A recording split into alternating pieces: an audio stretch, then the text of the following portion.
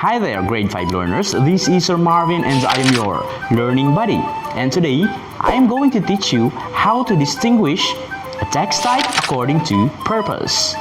Bago natin simulan ang ating lesson, mangyaring pindutin ang subscribe button sa baba. And also, don't forget to like and comment down below for your topic suggestion. Don't also forget to hit the notification bell para laging updated sa mga bagong video ng Learning Buddy. Hello grade 5 learners, welcome back to Learning Buddy.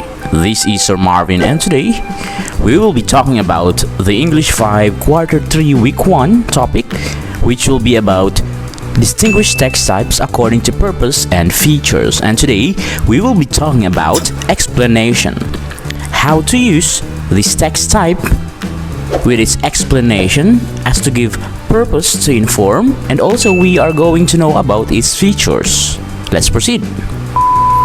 Alright, in this new lesson, you will read and distinguish an explanation. This is a kind of text type or pattern of organization of informed texts. Okay, so a factual text type that explains how or why something happens. This is going to be an explanation type of text that we are going to talk about. Alright, let's proceed. It begins with the topic that describes items related to the topic in the right order. And it explains how these items are related to each other. It may have conclusion. This type of text is written in the present tense. It means it is not going to be written in the past tense or in the future tense, but rather in the present tense. Remember that it should also have a conclusion. Okay, next. Okay, so let's proceed. Example A. What is obedience? It consists in putting our own will to the will of another. It is the habit of following a law or command. It is a virtue necessary for everyone, especially children and young people. It is the basis of order. Without obedience, life will be in great disorder. Obedience is something not to be ashamed of. You cannot live without it. Even the president of our country is not exempted from obedience. He or she has to obey the laws which he or she himself or herself helped to make. So, obey God, your parents, teachers, superiors, people in authority, laws of the government, and customs of society. Okay, so in this example, we have the question that we are going to answer. Number 1 question. What does the paragraph explain? Alright, very good. It explains about obedience. Okay, next. Let's proceed with number 2 question. Why is obedience a virtue necessary for everyone? Okay, it is marked because it is the basis of order. Okay, obedience is a virtue necessary for everyone or every person because it is the basis of order. Next, how will life be without obedience? According to this paragraph, good. Life will be in great disorder. It means that life will be chaotic. It means it's so disorder or unorganized, or it is chaotic or problematic because it has no order. Okay? Let's proceed. In what tense are the verbs expressed? In what tense are the verbs expressed? Correct. It is expressed in the present tense. Is, consists, is, and is. So, in this example, our verbs that are provided to give the information or to expose specific information with the pattern of explanation, okay, are in the present tense, not in the past tense, not in the future tense. Next. Alright, it's already marked. Number 5. How does the paragraph end? How does this paragraph end? Correct. It provides or it ends with conclusion. conclusion. This is our conclusion. Okay, so conclusion is the last or the ending idea or the summary of the thought given in a specific paragraph or a story. Okay, so our paragraph ended with a conclusion. So obey God, your parents, teachers, superiors, people in authority, laws of the government, and customs of society. Next, it's already marked. Remember that a factual text type that explains how or why something happens has an explanation. Okay? Explanation is our factual text type that we are learning. Explanation, organizational text structure, okay, explains. It begins with the topic. That's what I have shown you earlier. And it has descriptions after the topic. Okay? Describes items related to the topic in right order. It means the following sentence after the topic are the items that are related to the topic, okay, presented in right orders, and explains how these items are related to each other. Of course, after having those items, okay, enumerated, they are also not generalized but specified. Okay, so it means each of the items that are given in a paragraph to give information are also specified or discussed for the provision of clarity for people to understand its meaning or the connection of it to the main topic. Okay, it may have a conclusion as what I've said, and this type, I repeat, is using the present tense of the verb. Okay, let's proceed. Already marked? Okay, let's proceed. Example B. One of the most remarkable traits of Filipino is their hospitality. Okay, it is a pattern of national behavior that unites them, yet sets them apart from other peoples. When we say peoples, this is correct. This is not grammatically or with wrong spelling or incorrect spelling. When we say peoples, we are referring to nations or other race. Okay?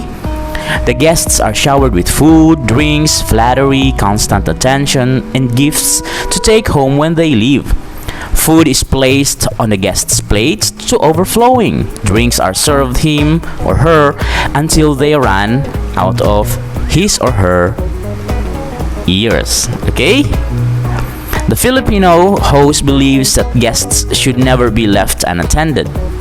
He feels a sense of guilt if the guest is seemingly left unentertained and left alone by himself, even for a short time, even if the guest prefers that way.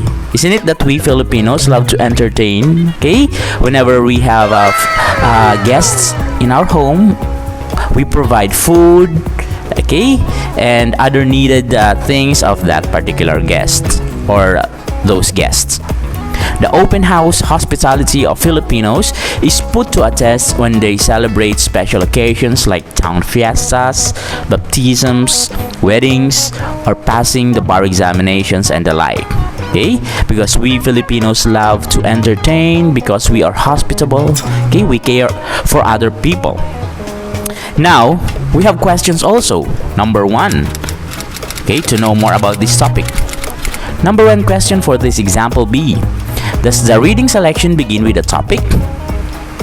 Yes, it begins with a topic. The topic is remarkable traits of Filipinos. This is our beginning sentence. Okay, so this is called the introductory sentence. In the introductory sentence, you can easily see the topic. Okay, so let's see what is the topic. Very good, it's already marked. Our topic is about remarkable traits of Filipinos, or the hospitality of the Filipinos. So we have already answered the question 1. Yes, it begins with a topic. Next. Alright, already marked. The reason why I already marked this paragraph is for you to be able to locate, okay, the ideas I'm going to show you. Now, the question number 2. Do the supporting sentences describe the main topic? The answer is yes. Okay? The supporting sentences is supporting, of course, the topic. So it means that these sentences that are following this one are supporting the main topic or the topic of this paragraph. They are the support. Okay? Just like the poles that hold specific platform. Okay? So these sentences are the supporting details of this topic. Okay, now here, don't be confused with the labels. We have explanations. So since this is our main topic, we call these sentences as supporting details.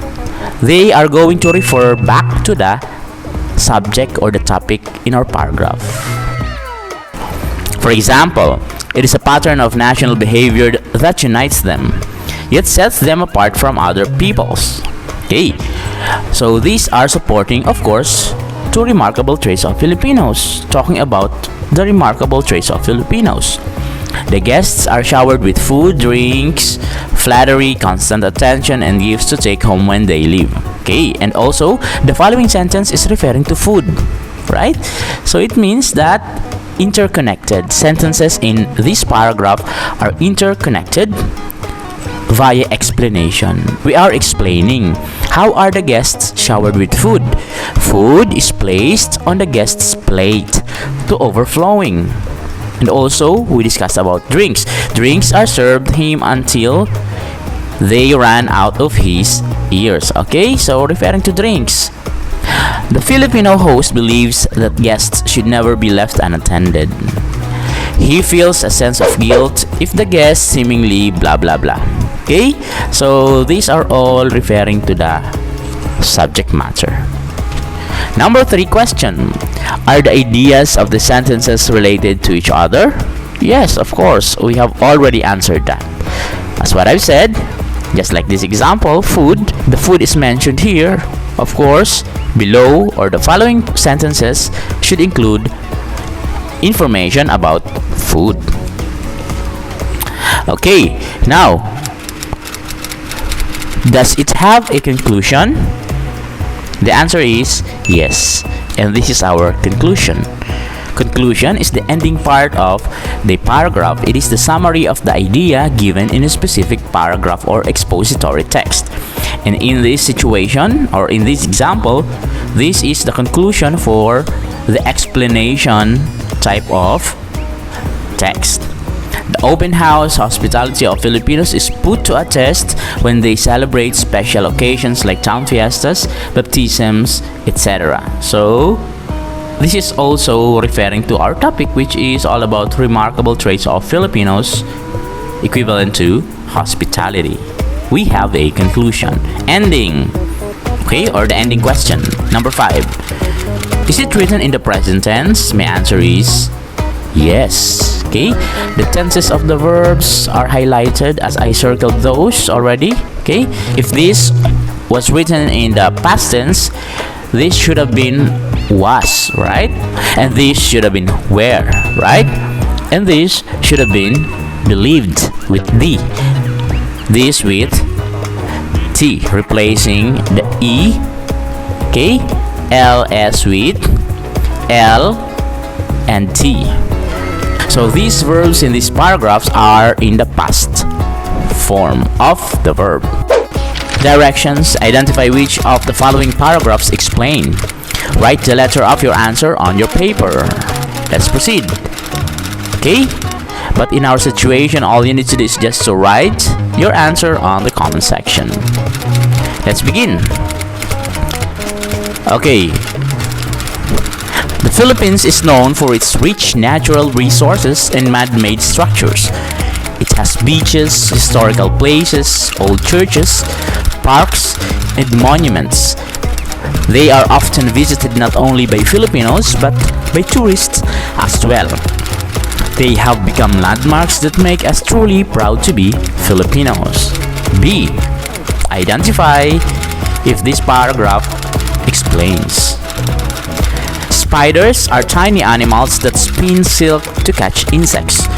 Some spiders spin silk webs to trap food. Such webs are sticky that when an insect flies into one, it cannot escape. Okay? Some spiders leap into the air to catch their prey and float to the ground on a drag line or silk thread. Some spiders use sheets of silk to wrap their prey like mummies. Next. Okay, so I hope you're going to provide the correct answer. Let's proceed with paragraph C. There was a small green bird, as green as a leaf, that lived in a forest. He had a long tail that bobbed up and down when he sang. The crest on his head spread like a tiny fan when he was alarmed. He was just a little bigger than a sparrow but more slender. And for our next, Pete, the grasshopper, and his friend Pablo, the praying mantis, were playing in the garden. One day they found some small round objects in the grass. Okay? Pablo wanted to play with them because they looked like small balls. And for the last one, paragraph E. A man was leading his donkey down a road when the donkey got free and ran to the edge of a high cliff. The man ran as fast as he could to the donkey and grabbed his tail to stop the donkey from going off the edge of the cliff. But the donkey was stubborn. The more the man tried to stop him, the more the donkey pulled the other way. Okay, and answer now. Finished? Thank you for answering and hope to see you next time. Bye-bye. So I hope that you have learned something today, and I hope to see you next week for our following topic. This is Sir Marvin and I am your learning buddy.